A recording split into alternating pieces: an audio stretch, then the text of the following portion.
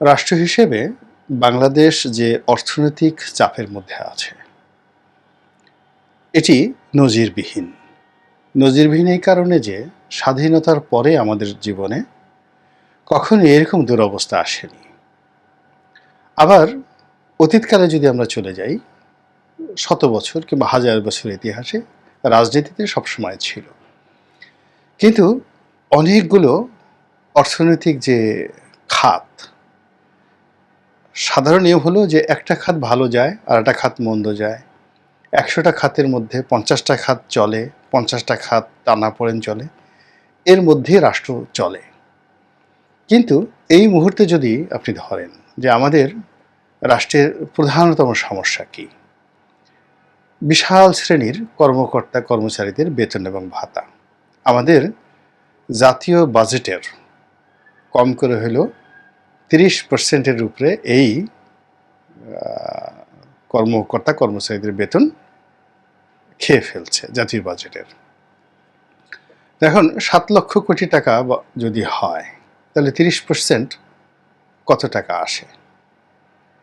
তো ৭ লক্ষ কোটি টাকার ৩০%। এই বিশাল অর্থর পাশাপাশি আমাদের বিদেশি ঋণ পরিশোধ করতে হয়, সেটি কত পার্সেন্ট? অলমোস্ট 22%। অর্থাৎ জাতীয় বাজেটের অলমোস্ট 22% ঋণ, এবং সেই ঋণের যে সুদ, সেই সুদ পরিশোধ করতে হচ্ছে প্রতি বছর।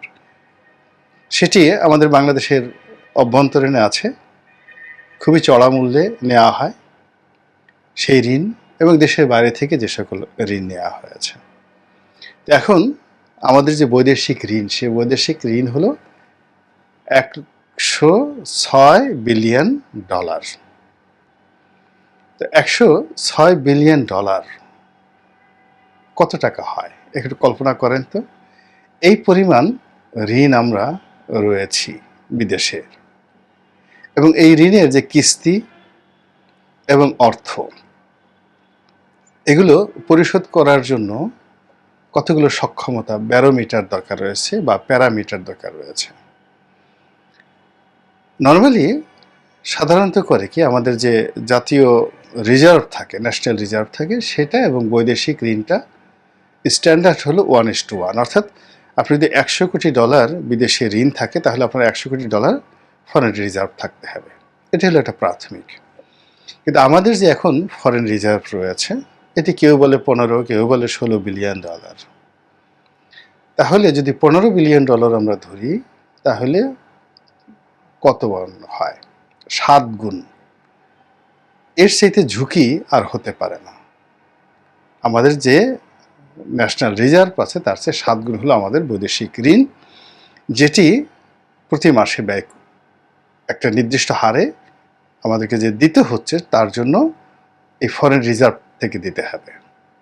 এখন এর বাইরে, এই যে $106 বিলিয়ন বাইরে আমাদের যে স্থানীয় মুদ্রা ব্যবস্থা থেকে, ব্যাংকিং ব্যবস্থা থেকে, জনগণের আমানত থেকে এই সরকার বিভিন্ন ফর্মে ঋণ নিয়েছে। এটার সংখ্যা আরও বেশি, পরিমাণ আরও বেশি। এখন সরকার কি করে? সরকার বাণিজ্য করে, সরকার ট্যাক্স নেয়, এবং সরকার ঋণ নেয়, সমন্বয় করে। এর কোনোটাতেই সরকারের জন্য কোনো স্বস্তির খবর নেই।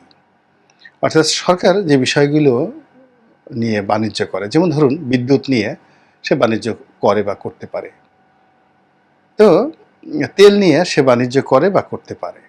এখন তেল আমদানি করার জন্য যে বিপুল পরিমাণ অর্থ, এবং এটি বিক্রি, বিপণন এবং কালেকশন, এর মধ্যে যে একটা সিন্ডিকেশন রয়েছে, এবং এখানে সিস্টেম লসের পরিমাণটা এত বেশি যে তেল বাণিজ্য থেকে আসলে বাংলাদেশ লাভ করতে পারছে না।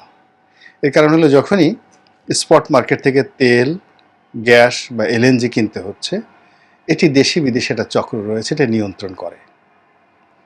এরপর যখন সেই টাকাটা আবার ব্যাংকে আসে, একটা দেশি বিদেশি চক্র রয়েছে, সেটা নিয়ন্ত্রণ করে। এই তেল আমদানি, অর্থাৎ ট্রান্সপোর্টেশন, খালাস করা, প্রসেস করা, এবং বিভিন্ন রিফাইনারি থেকে এই তেলগুলো আবার সারা বাংলাদেশে ডিস্ট্রিবিউটরদের কাছে পৌঁছে দেওয়া। আবার যারা ডিস্ট্রিবিউটর রয়েছেন তাদের কাছ থেকে টাকা কালেকশন করা, পেট্রোল পাম্প থেকে টাকা কালেকশন করা, এর মধ্যে যে সিস্টেম লস আছে, এই সিস্টেম লসের কারণে বাংলাদেশ পেট্রোলিয়াম কর্পোরেশন অনবরত লস দিয়ে যাচ্ছে। এরপর আসেন বিদ্যুৎ এবং গ্যাসের, এখানে অবস্থা আরও খারাপ। অর্থাৎ যেভাবে কুইক রেন্টাল দেওয়া হয়েছে এবং যেভাবে বিদ্যুৎ কেনা হচ্ছে এবং যেভাবে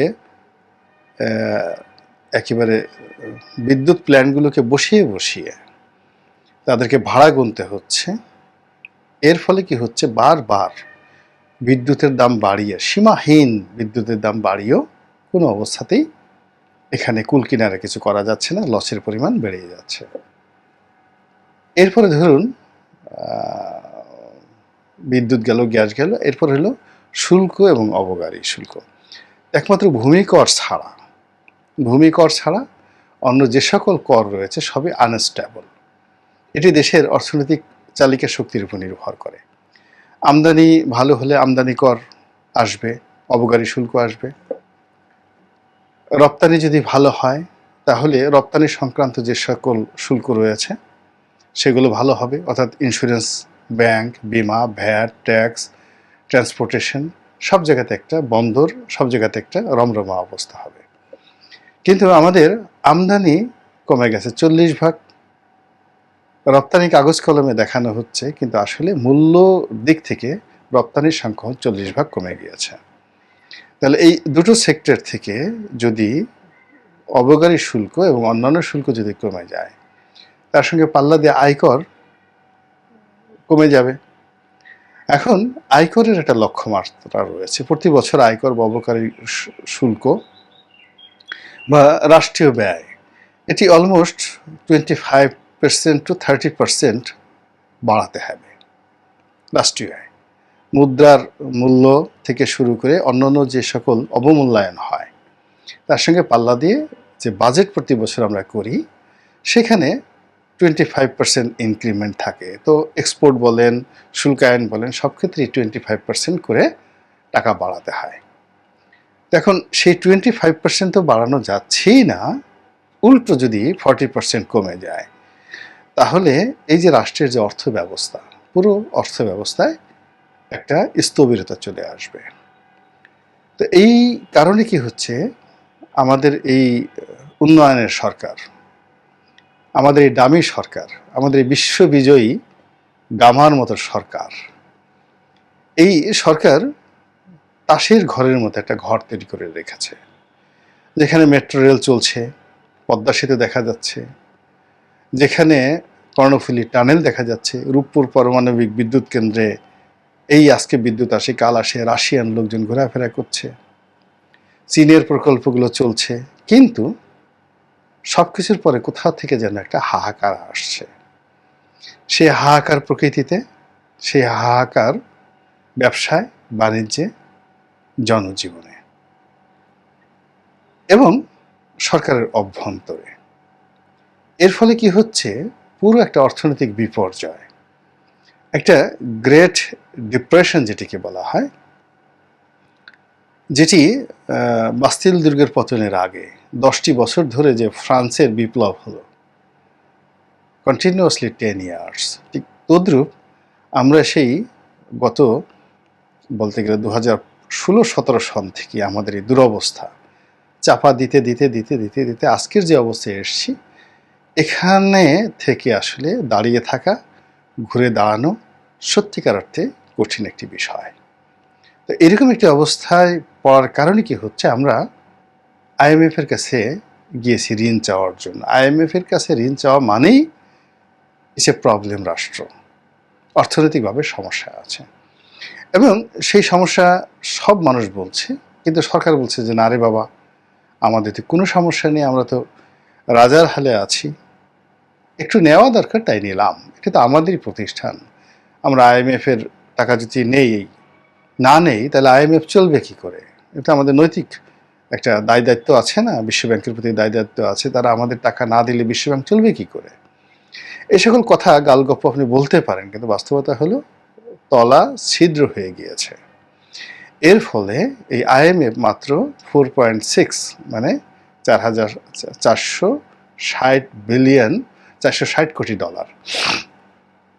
এই ঋণ দিতে গিয়ে যে সকল শর্ত দিয়েছে, কঠিনতর শর্ত, এই শর্তের জাতাকলে Bangladesh bank, private bank, tax বিভাগ, সরকারের অনুবিভাগ, এমনকি সেনাবাহিনী পর্যন্ত রীতিমতো হিমশিম খাচ্ছে।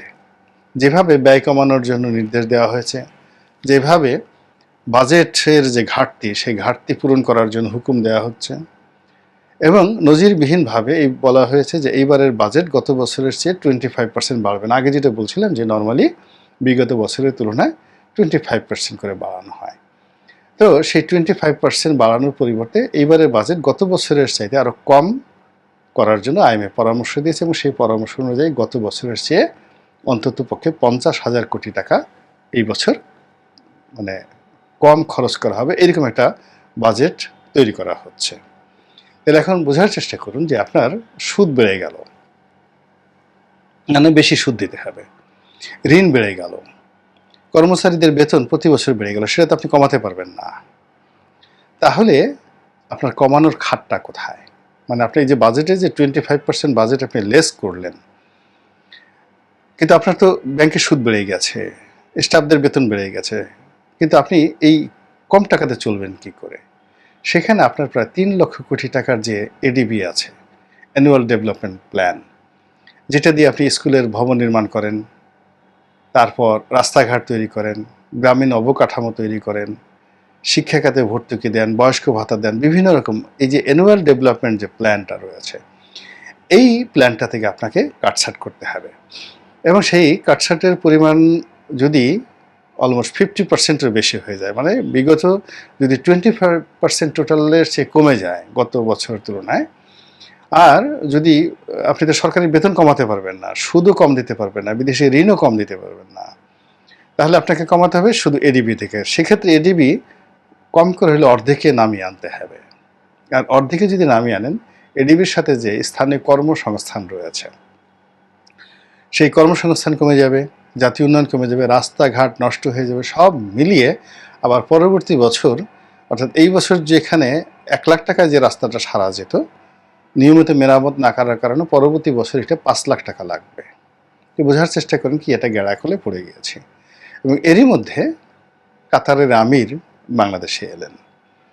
তো বলা হয় এই সময়কার সবচেয়ে প্রভাবশালী এবং সবচেয়ে মেধাবী যে কজন রাষ্ট্রনায়ক রয়েছেন, তাদের মধ্যে তিনি প্রধানতম।